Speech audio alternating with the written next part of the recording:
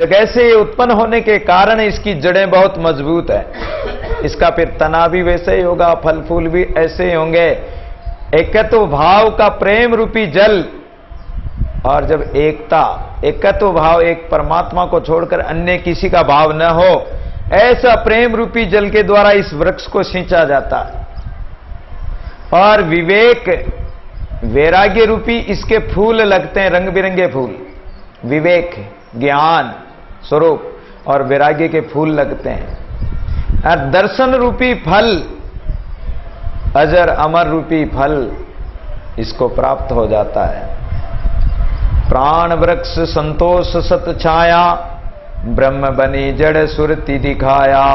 साका शब्द प्रीति पति सोई, आरती पुहुप दरस फल होई। गरीबदास जी महाराज कहते हैं कि दर्शन रूपी फल प्राप्त होता है परमात्मा का। ब्रह्म सुनते क्या रहे आत्म के स्थान, काया स्थल क्या बसे सदगुरु कहे सुजान। जब दादू जी महाराज अकबर को उपदेश देने के लिए 40 दिन तक सीकरी में उपदेश दिया, उस समय अबुल फजल ने दादू जी महाराज से 3 बात पूछी थी कि प्रभु ये जो सृष्टि है ये कैसे रची परमात्मा ने। पहले संडासी बनाए, तोड़ा बनाया या एरन बनाया, पहले मुर्गा बना, अंडा बनाया, जीव बना, मुर्गी बनी, पहले मनुष्य स्त्री बनी कि पुरुष बना, धातु बनी, कैसे ये सृष्टि बनी। तो दादू जी महाराज ने कहा कि एक शब्द सब कुछ क्या, ऐसा समरथ सोई, बलहीना जे करे जे बलहीना होई। आगे पीछे तो जो करे जो बलहीना होई। अब अगर कोई मकान बनाएगा तो पहले नींव खोदेगा, फिर दीवार खड़ी करेगा, फिर छत डालेगा, लेकिन परमात्मा तो इस सृष्टि को एक ही साथ बना देता है। स्त्री पुरुष धातु एक साथ बना दिया, मुर्गा अंडा ये सब परमात्मा ने एक साथ बना दिया, मुर्गा मुर्गी बना दिया। इसी प्रकार सारी सृष्टि, ये पृथ्वीलोक मृत्युलोक पाताल, ये सब सृष्टि उन्होंने एक ही साथ रच दी, वो अलग अलग नहीं बनाता है। फिर अकबर से सत्संग हुआ 40 दिन तक। तो अकबर कहता महाराज परमात्मा को पाने वाले भक्त के क्या लक्षण होते हैं, जिज्ञासु जनों के क्या लक्षण होते हैं, देहधारियों के क्या लक्षण होते हैं, जो आत्मज्ञानी हैं उसके क्या लक्षण होते हैं, जो ब्रह्मनिष्ठ होते हैं उनके क्या लक्षण होते हैं महाराज, उसकी पहचान क्या है। तो पहचान बताने के लिए दादू जी महाराज कहते हैं कि ब्रह्म सुनते क्या रहे आत्म के स्थान, काया स्थल क्या बसे सदगुरु कहे हो सुजान। अकबर पूछ रहा है कि महाराज जो ब्रह्मनिष्ठ श्रेणी के संत हैं उसके लक्षण क्या होते हैं, आत्म के स्थान जो आत्मज्ञानी होते हैं वो उनकी कौन सी स्थिति होती, कौन सी जगह होती है उनकी। काया स्थल क्या बसे, ये जो काया का अध्यास रखने वाले, शरीर को सब कुछ समझने वाले हैं, संसारी प्राणी की क्या गति होती है। अब पूछा तो इन्होंने उल्टा, और दादू जी महाराज उनको उल्टा उत्तर दे रहे हैं कि भाई सबसे पहले तो संसारी अज्ञानी प्राणी की स्थिति बता रहे हैं, देह अध्यासी, जो शरीर को ही सब कुछ मानते हैं। काया के अस्थल रहे मन राजा पंच प्रधान, 25 प्रकृति 3 गुण अपागर गुमान है। इस काया के जो श्रृंगार में ही लगा रहता है, खाना पीना सोना नहलाना वस्त्रादि धारण करना तिलक टिका लगाना, ये जो इसके दवाई पानी करना, ये शरीर के लिए जो लगा रहता है और खाने पीने के ही काम करता रहता है, तो उस व्यक्ति का मन तो राजा है, अर्थात जो मन कहेगा वो ही वो करता है। पंच प्रधान, 5 इंद्रियां हैं, ये उसके प्रधानमंत्री है। अब प्रधानमंत्री जो राजा को जाके कह देंगे कि युद्ध करना तो युद्ध कर ले, जो कह देंगे कि हाथ जोड़ लो संधि कर लो तो संधि कर लेगा, जो कह देंगे कि ये करो वो करो, तो राजा को ये पंच प्रधान जो कहेंगे, पंच इंद्रियां जो कहेगी। अच्छा, पंच इंद्रियां क्या करती है, अपने अपने विषयों की तरफ जाती है। 5 इंद्रियां, आंख संसार के सुंदर सुंदर दृश्य को देखना चाहती है, मन रूपी राजा भी उधर ही जाएगा। कान मधुर मधुर आवाज सुनना चाहते हैं तो ये मन भी कान के साथ लगकर और उसी के साथ पहुंच जाएगा।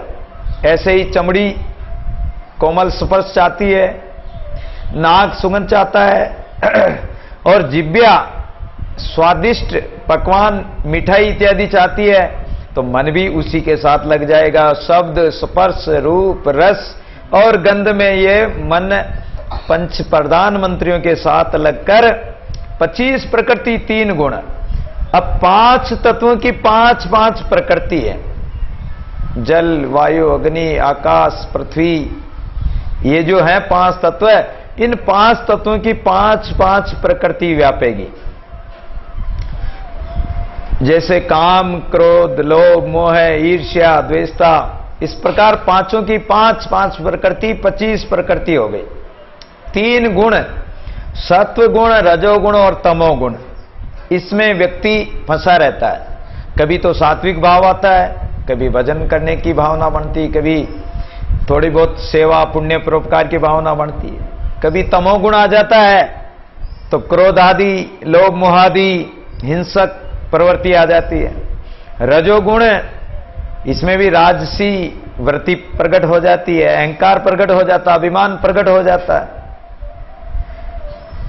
तो संसारी प्राणी के ये गुण व्यापेंगे।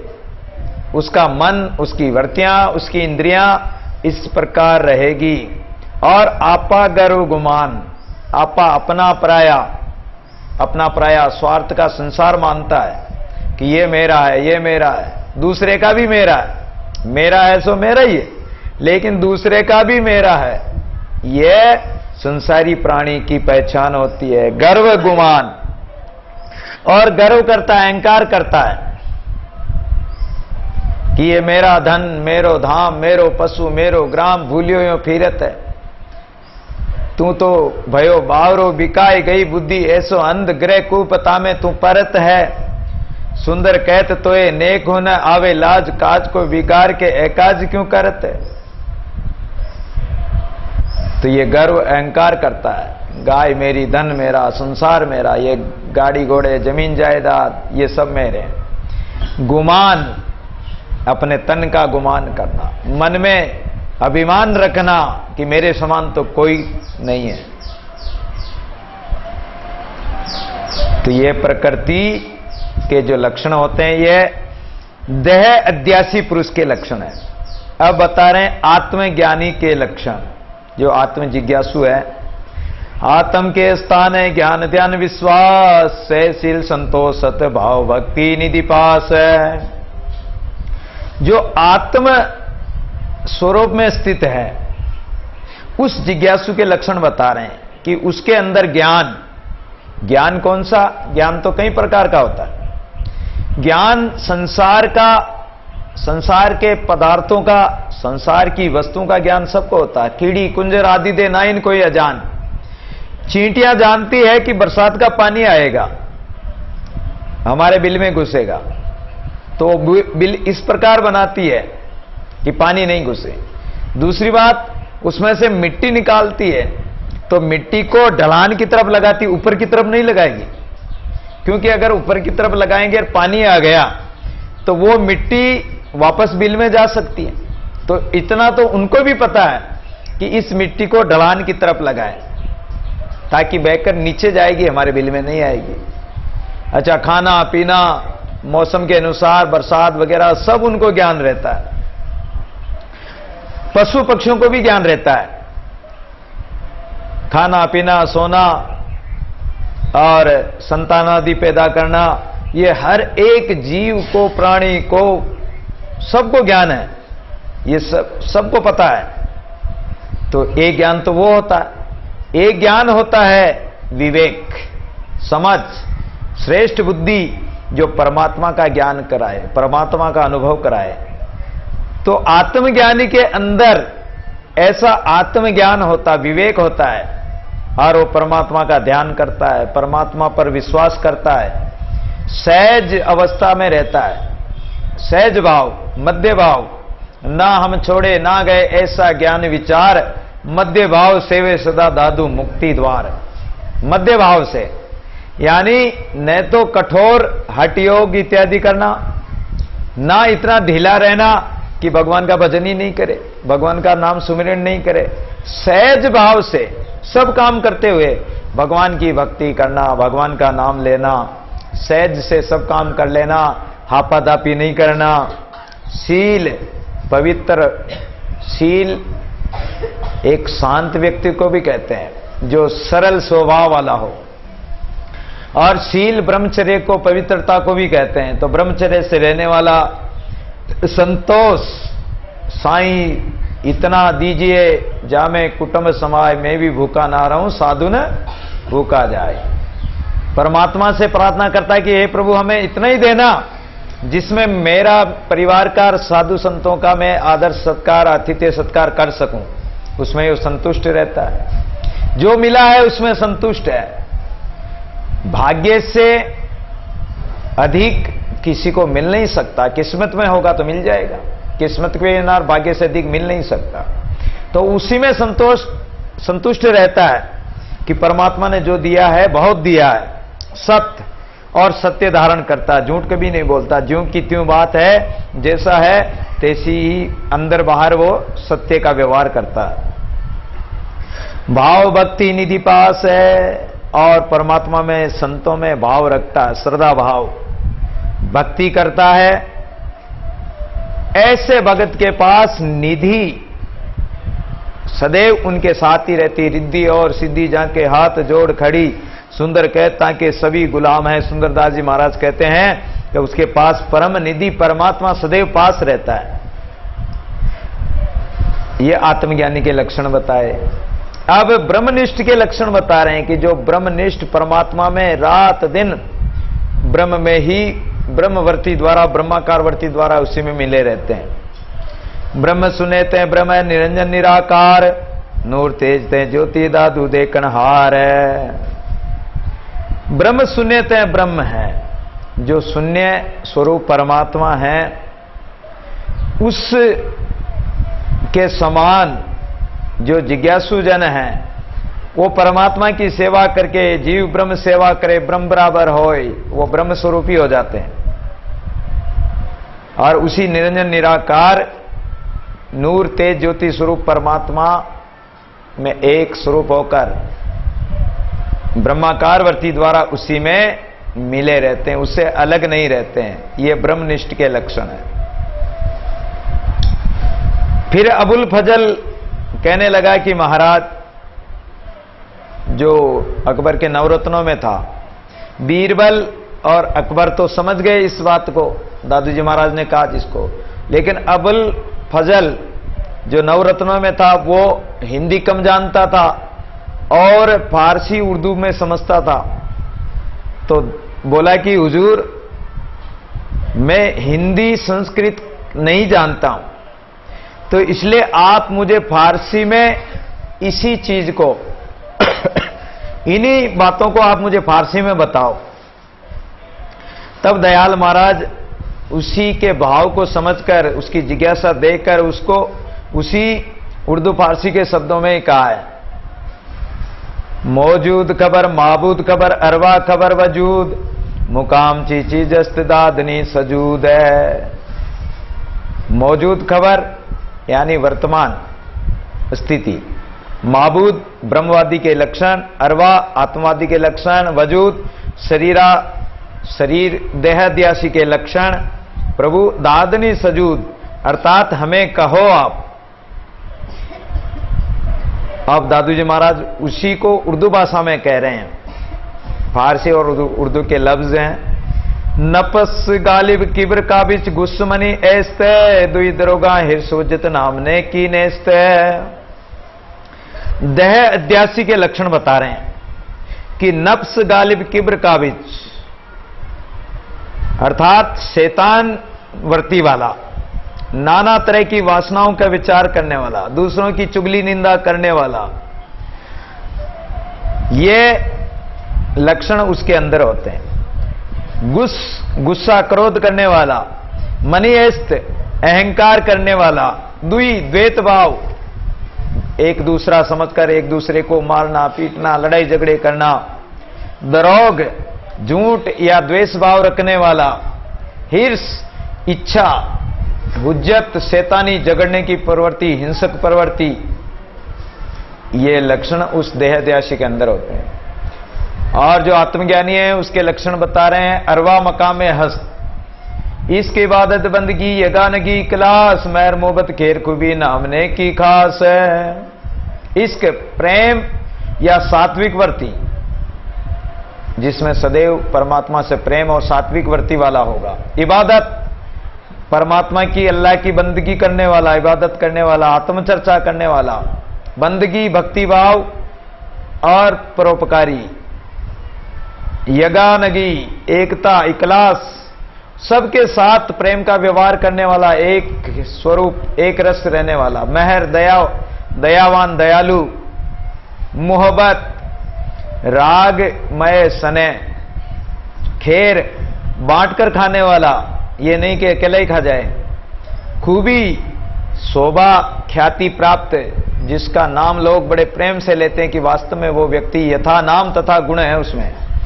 और नाम, परमात्मा के नाम चिंतन में लगा रहता है। नेकी, अच्छे काम करने वाला, नेकी के काम करने वाला, बदी के काम नहीं करता, अच्छे काम करता है। खास, और वो परमात्मा में निवास करता है। ऐसा आत्मज्ञानी के लक्षण बताए हैं। माबूद, मकाम हस्त, ब्रह्मवादी के लक्षण बता रहे हैं। यकेन और खूब खूबा, दीदनी हैरान, अजब चीज खुर्दनी, प्याले मस्तान। ब्रह्मनिष्ठ श्रेणी के जो महापुरुष होते हैं उनके लक्षण कैसे होते हैं कि यके यानी एक ही नूर, शुद्ध स्वरूप परमात्मा की जो शोभा है, खूबे खूबा उनकी जो शोभा है वो अति सुंदर है। जिसके हैरान यानी उसको देखकर आश्चर्य करते हैं कि परमात्मा कितना सुंदर है। इस तरह वो आश्चर्यकारक है। दीदनी, उस परमात्मा का दर्शन करते हैं। वो अजब, अजब गजब है, यानी वचनातीत है, वाणी से वो कह नहीं सकते हैं। गुणों से परे, गुणातीत है, वचनातीत है। चीज, वस्तु, खुर्दनी, यानी भज रहे हैं, उस परमात्मा के नाम रस को खा रहे हैं, पी रहे हैं। ये इस तरह प्याले, आत्मानंद रूपी प्रेम के प्याले, मस्ताने, दीवाने होकर, मतवाले होकर उस आत्म रस का पान कर रहे हैं, अमृत रस का पान कर रहे हैं। ऐसी भावना आत्मज्ञानी के लक्षण होते हैं। हैवान, आलम, गुमरा, गाफिल, अव्वल शरीयत पंद, हरा हलाल हराम, नेकी बदी, दरसे दानिशमंद। आलम, दुनिया के जो लोग हैं वो परमात्मा के मार्ग से भूले रहते हैं। वो संसार दशा में तो सचेत रहते हैं लेकिन परमात्मा से गाफिल, अचेत रहते हैं। हैवान, उसमें हिंसक वर्ती हो जाती है, पशुवर्ती आ जाती है। उन्हें पहली शरीयत यानी मानव अवस्था में लाने के लिए 4 बातें अच्छी तरह समझनी चाहिए। जो मानव हलाल हक दूसरे के हक का नहीं खाए, हराम बेहक का खाना हराम है, नेकी भलाई का काम करे और बदी बुराई के काम से डरे, तो परमात्मा उसके सामने ही है, कहीं दूर नहीं है। वे ही दानिशमंद जो इस प्रकार पशुवर्ती से छुड़ाकर और मानव बना देते हैं। सदगुरु पशु मानस करे, वो मनुष्य बना देते हैं। लेकिन ये गुण जरूरी है, हलाल हराम नेकी बदी, दूसरे के हक का नहीं खाए, दूसरे के हिस्से के खाने पर हरामी कहलाते हैं, क्योंकि अपनी कमाई का तो है नहीं। इसलिए नेक कमाई करो, नेक काम करो, भलाई के काम करो, बदी यानी बुराई के काम मत करो। शरीयत, इस्लाम धर्म में 4 मंजिलें होती है, शरीयत, तरीकत, बेपरवाह और मार्फत। तो शरीयत सेव शरीर की, शरीयत श्रेणी का प्राणी शरीर की ही सेवा करता। तरीकत बेपरवाह। अब तरीकत मंजिल आत्मनिष्ठ के लक्षण बता रहे हैं। कुल फारिक तरक दुनिया, हर रोज हरदम याद, अल्लाह अली इसका सिके दरुने फरियाद है। दुनिया वाले सब भोग वासनाओं को त्याग कर दें। दुनिया में जितने भी भोग, ब्रह्म भोग, ब्रह्म लोक तक लो जो भोग इत्यादि है, इन सब का वो त्याग कर देते हैं, छोटे से छोटे भोग का त्याग करके ब्रह्म लोक तक के भोगों का भी वो त्याग कर देते हैं, उनकी भी इच्छा नहीं करते हैं।